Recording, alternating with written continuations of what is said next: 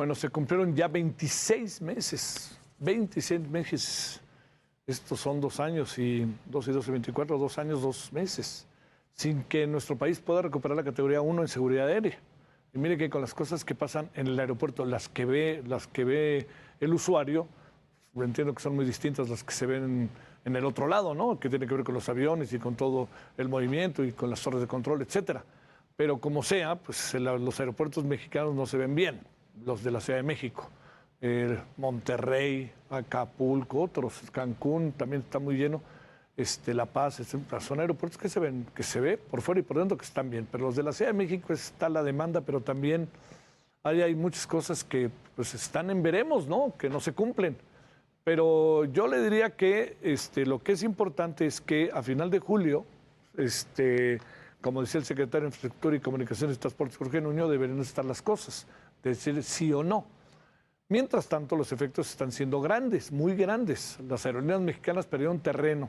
Empresas como American, United, Delta, Alaska Frontier, entre otras, se quedaron, como le escucha usted, con 2/3 partes del mercado México-Estados Unidos. Y no nos hagamos, no me vengan a decir, bueno, mientras se satisfaga el mercado, listo, no. Aquí tenemos una industria que pudimos haber echado a andar y no echamos a andar por las razones que quiera. Para tratar de cumplir con los requisitos de Estados Unidos, las autoridades de México publicaron el reglamento de medicina. Dentro de las observaciones que realizó la Administración Federal de Aviación, cuando degradó a México a categoría 2, estaba la supervisión de la salud de los tripulantes. Ese era uno de los muchos. Y otra cosa que está pasando, la mudanza de vuelos de carga del Aeropuerto Internacional de la Ciudad de México al AIFA podría estar afectando posibles alianzas estratégicas. Hay un convenio entre la compañía Allegiant y Viva Aerobús que está en pausa.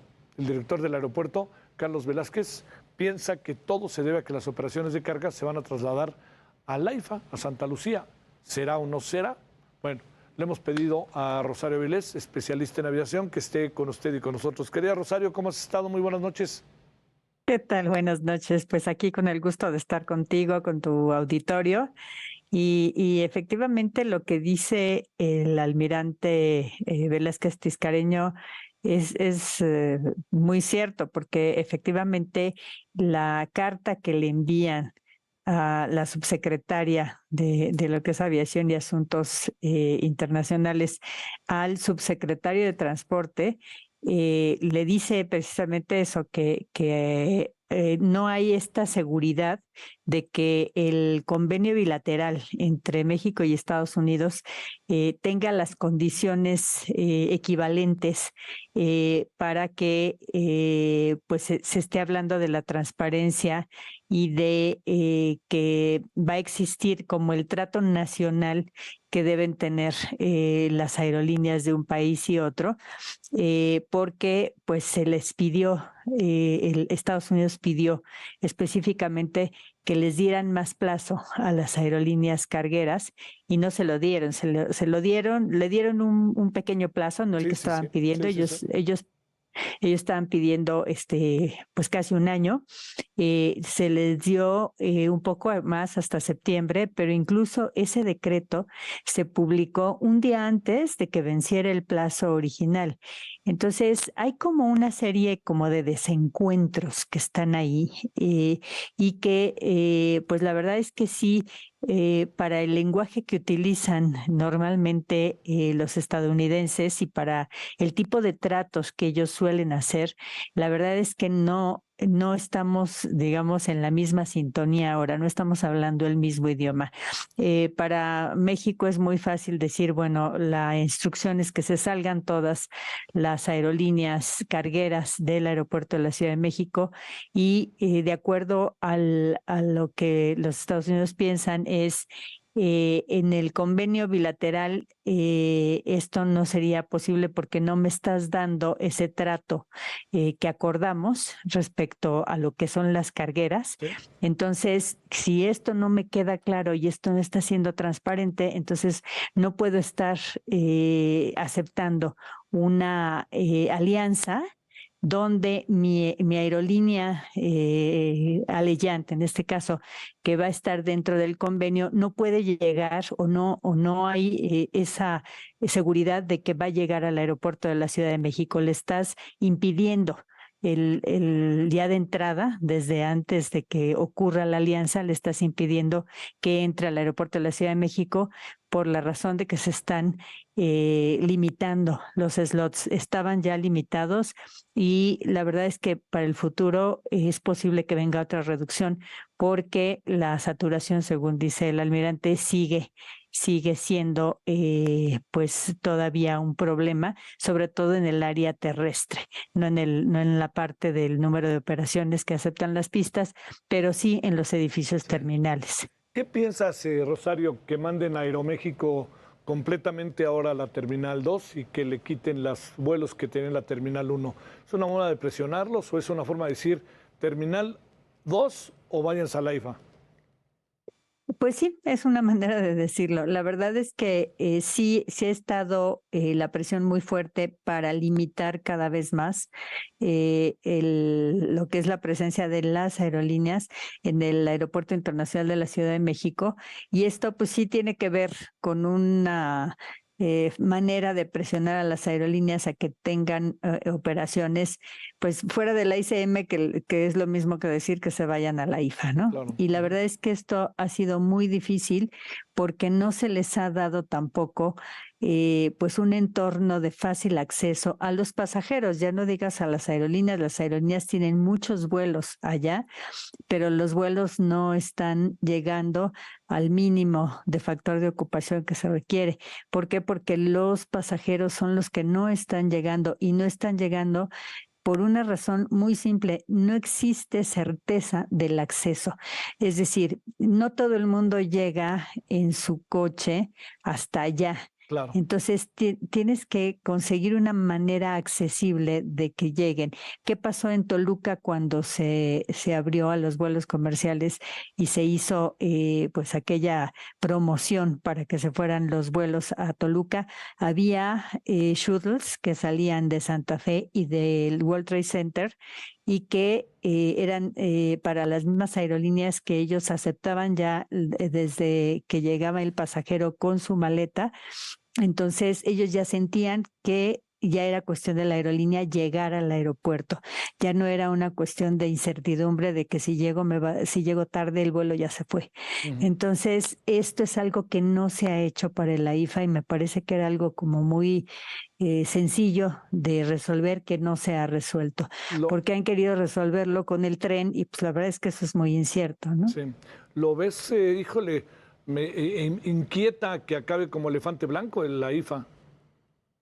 Pues sí, porque pues la verdad es que con lo que están haciendo sí están orillando a que las aerolíneas pues busquen irse a la IFA, porque la verdad es que Toluca tampoco está ahorita en las mejores condiciones y no sabemos qué va a pasar, pero lo que está sucediendo, y eso yo creo que las autoridades lo tienen que valorar muy bien, yo creo que están presionando de más a las aerolíneas, están pues queriendo asfixiar a un aeropuerto que la verdad es que es pues es lo único que tenemos en la Ciudad de México, lo único que realmente le da servicio a los pasajeros. Oye, sin fatalismos, a lo largo de todos los años que has trabajado, todo lo que tiene que ver con la aviación mexicana, te pregunto, ¿algún día habías visto tan deteriorado el aeropuerto de la Ciudad de México?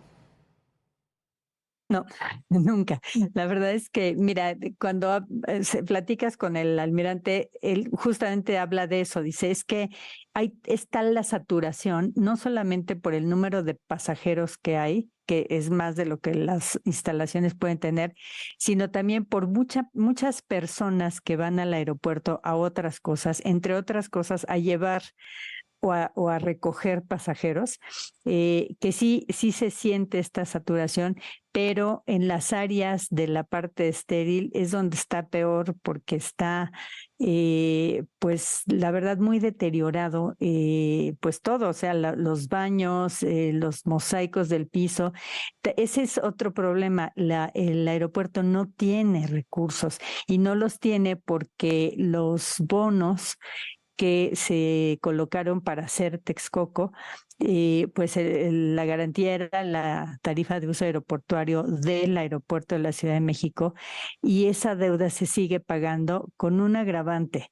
La negociación inicial, la que se hizo en el sexenio anterior para que estos bonos financiaran el nuevo aeropuerto, contemplaban un 80% para pagar los bonos y un 20% de recursos para el mantenimiento del aeropuerto.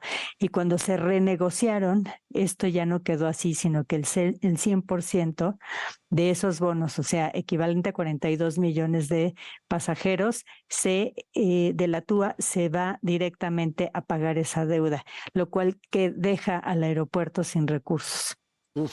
A ver, cerremos con algo. Entiendo que la semana que entra puede pasar o no. ¿Cuál es tu pronóstico en función de lo que ha venido pasando, de este asunto de la transportación de carga, de este asunto con Aeroméxico, de muchos otros asuntos, de lo que hemos perdido a lo largo de estos 26 meses respecto a la aviación estadounidense y a las líneas aéreas estadounidenses? ¿Nos van a dejar en categoría 2 o nos pasarán a categoría 1? ¿Cuál es tu visión de las cosas? Mira, hay un detalle que no sé si todo el mundo registró. La FAA siempre dijo que tenía 40 días para tener una resolución. Pero cuando vino el secretario del Transporte aquí a Santa Lucía, recordarás que vino y que ese día se anunció que se les daba más plazo a las cargueras, ¿no? Él dijo 90 días. Entonces, están alargando los tiempos. Yo no sé si es también una manera como de presión, pero yo no veo la próxima semana la categoría 1. Ojalá me equivoque, te juro que quiero equivocarme. No la veo la semana que entra. Espero que en algún momento la IATA estaba calculando que para octubre la tendríamos. Ojalá que sí sea lo que la FAA suele decir cuando se pregunta directamente si el estatus ha cambiado, es: no hay cambio en el estatus, seguimos trabajando con las autoridades mexicanas, así lo plantean. Y sí se está trabajando con las autoridades mexicanas. Cuando te digo esto estamos haciendo nuestros deberes, no lo que ellos nos dicen, sino los deberes propios de una industria. Mira, lo que pasa es que es como querer cambiar todo de un jalón y ha sido muy difícil. El caso es, por ejemplo, medicina de aviación.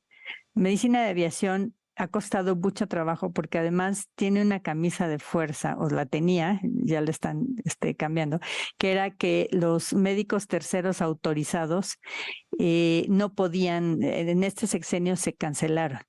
Entonces, no había médicos terceros autorizados y por lo tanto pues era muy difícil porque el número de médicos que se tienen no se da abasto para las solicitudes de exámenes.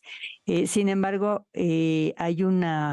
hubo una información en el sentido de que se iba a ampliar y se iban a dar lugar a nuevos médicos terceros autorizados, es decir, son médicos que tienen su consultorio y que pueden pues hacer la evaluación del personal técnico aeronáutico. Esto, bueno, pues va a ayudar, aunque en principio son muy poquitos, pero se supone que en el largo plazo se van a ir incorporando y esto va a hacer que funcione. Pero por supuesto esto no es cuestión de una semana o de 2 meses. Es un asunto que tiene que ir dándose en el tiempo. Y esto obviamente lo sabe la FAA. Pero pues si nos ponemos muy estrictos, no ha sucedido, ¿no? Sí, entonces, claro. Pues ese es el tema, ¿no? Rosario, te mando un gran saludo, muy buenas noches y gracias. Igualmente, gracias a ti, saludos al auditorio. Muchas gracias.